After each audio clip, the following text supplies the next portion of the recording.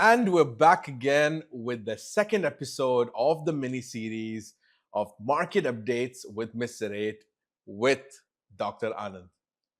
In this episode, my next question would be about the fact that we're seeing a global shift of foreign direct investments into the Dubai real estate market and infrastructure, and basically across the region. In terms of scale and share, what are the numbers we're actually looking at coming in the next few years? Okay, if you actually look at real estate, let's say over the next 4 years, 2026 to 2030, the UAE is going to go through massive expansion.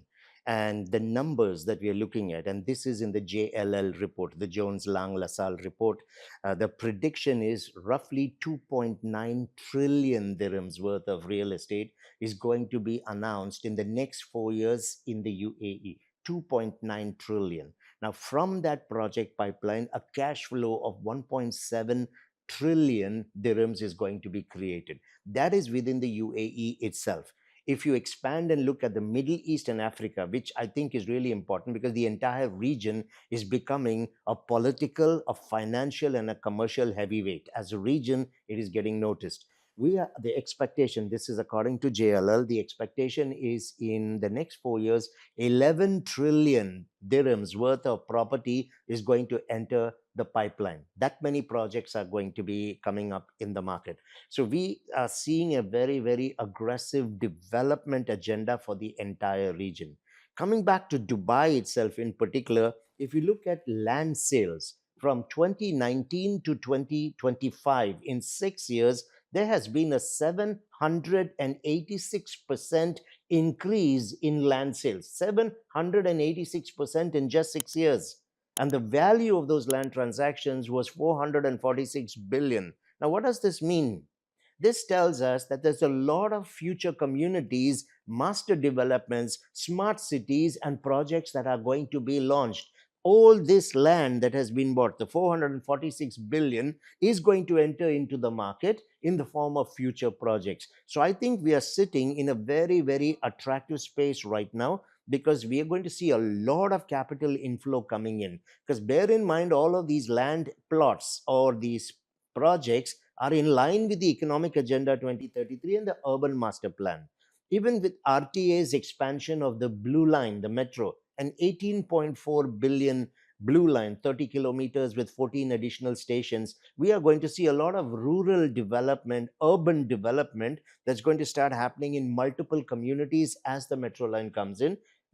Because every time a metro line and stations show up, the demand for housing in those areas are there. Therefore, developers grab the opportunity and they enter into these areas with new opportunities. So it's excellent for both the investors as well as the homeowners. So at this point in time, this is what we're going to be seeing in the next 4 years happen. A very large number of projects being introduced. In fact, last year alone, Dubai alone launched 235 projects in just 1 year. All of these will start handing over 4 years later. 4 to 7 years in the future, this will become the inventory that comes in to be able to cater to the need with the increasing population at that point in time. So this is where we sit, a massive expansion of real estate infrastructure over the next 4 years. And this is all good news for Dubai.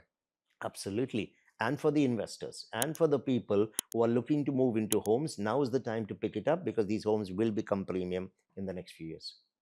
Doctor, my next question would be, how do you see this? What would be the shift in buying trends or product segment performance this year? And what does it tell us about the market movement and potential in 2026? Okay, I think we have covered quite a bit of that in some of the questions in the previous episode as well as this. There's just two that I want to talk about. One, everyone is aware about it now, the tokenization drive, which is now allowed anyone and everyone globally to be able to have a piece of property in Dubai. Tokenization, in fact, just last week got announced that it's now going to move into the resale market as well, Yes, not just in the which is huge auction, news. which is huge news for everyone. Okay, so now I could resell my token and exit if there is a good enough appreciation for me. So I'm not stuck with just holding on to that investment, wondering what's going to happen. So it's a huge development. The one that's really going to add a new dynamic in terms of a new market here is the first home buyers. This was an initiative that was announced last year, where for the first time, people who have never bought a home because they didn't have the liquid cash can now actually buy certain projects from certain developers who are part of the program and get mortgages for it on off Off plan. plan stage. Yes. And there are certain banks who are part of this initiative as well. And if you look at the sheer demand or popularity of this, we've had 41,000 or just over 41,000 people register for this program. That is roughly 20% of the total transactions of last year. That's the volume for potential buying this year. They haven't bought that much yet, but they have registered for it. 49% of those people have been in Dubai for 5 years or more, and they haven't bought a property. Correct. But now we see this year or last year, 2,000 from them actually invested 3.25 billion in the market. How did they do that? Through the mortgage benefits. Mhm. Up to 31% of their incomes are now against mortgages for homes. 75% of these homes came in just the below 2 million market. So if you look at the market segments here, a lot of them are in the mid-market range that we are seeing. There are a few in the townhouses and villas, but these are certain projects. So we see here 93% of those are apartments. And we also see, if you look in the townhouses, the ones that are in this category are anticipated to have a 14% increase this year in price. The apartments are 6%, but the studios are the highest performing in this category at the moment, with a 14 to 15% appreciation as the prediction. Now, these numbers you can always look up on Property Finder Pulse, and the Economy Middle East had actually written an article about this last month. So I think the key change we are seeing in the market now, which is different from what has always been happening now. Obviously, the high net worth are going to continue to come in. You're seeing these two categories. You're going to see the tokenization in off plan and resale. And more importantly, first time home buyers now have a chance of actually picking up their own homes. So the opportunities to get into real estate are completely changing. Absolutely. This is the only government I can think of that's actually making it possible for anyone to own a home. Dubai is built on a strategic plan, and our city grows on a scalable development approach so that we create sustained and long term demand for our economy. Absolutely. Has anything been announced in 2026 that supports this strategy of Dubai, Doctor? Absolutely. And in fact, you'll see more coming. You see, one of the things which I love is when Sheikh Mohammed makes announcements. He will not make every announcement, and he shouldn't as ruler. Correct. But when something is key to the future of Dubai, he will make the announcement himself. And in January alone, he made two major announcements. The first was on the 22nd of January, where he announced a 12.8 billion expansion to Silicon Oasis. Now, Silicon Oasis is very important because the right tech ecosystem for Dubai is being created. It is sitting in Zone 5 of the Urban Master Plan 2040. So it's going to be a huge contributor to the future of Dubai economically and commercially as well. So now this 12.8 billion expansion is to create a good tech system or environment, is to create startup and growth opportunities for technology based companies, for better AI integration and adoption, and to eventually contribute around 103 billion dirhams into the economy in the next 10 years' time. Around 6,500 international companies are targeted to come in addition to the startup and growth of existing companies. Roughly around 90,000 jobs are going to get created over the next 10 years in this area. So this is going to be a really important part of Zone 5. That's why all the surrounding areas, Silicon Oasis itself, the DLRC, the Dubai Land Residential Complex, where we are going with an amazing Absolutely. project. Then there is the academic city, and all the surrounding communities are going to see a huge boost going forward because of the technology development of Zone 5 that's coming in. That was one announcement that came out. So we are looking at a 10-year contribution of 103 billion. Correct. So there is going to be things happening. The government has already committed to a 12.8 billion. The infrastructure has been planned and the jobs have already been announced. That's why the investors will have the confidence to go in, because when the government commits the money into it, then you already know that you have a good thing that's coming. Because the Silicon Oasis is the only community which is owned directly by the government. Hmm. Okay, and it's also the only community where you can live and work together. So it's a very special community, and technology is the future. So this was Correct. one announcement. The second announcement happened on the 27th of January, where Sheikh Mohammed again announced the DIFC, the Zabil district DIFC expansion. Now this is the single largest internal expansion of any financial center in the whole region. 100 billion is being put into expanding this. It's going to cover roughly 7.1 million square feet, but 17.7 million additional gross floor area is going to be brought in here.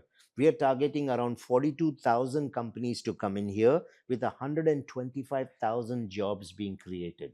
This entire development will take six phases to complete. The first phase will be completed by 2030, and the final phase, the complete project, by 2040, in line with the urban master plan. So we can see a huge financial drive. You're also seeing in DIFC a sharp increase in the institutional funds coming in. We had 600 companies in there. Last year alone, 200 companies have come. That's a 33% jump. We now have 800 institutional funds registered in there, managing collectively among themselves $1.2 trillion worth of assets. So these are two major expansions that Sheikh Mohammed has announced in just the first month of this year.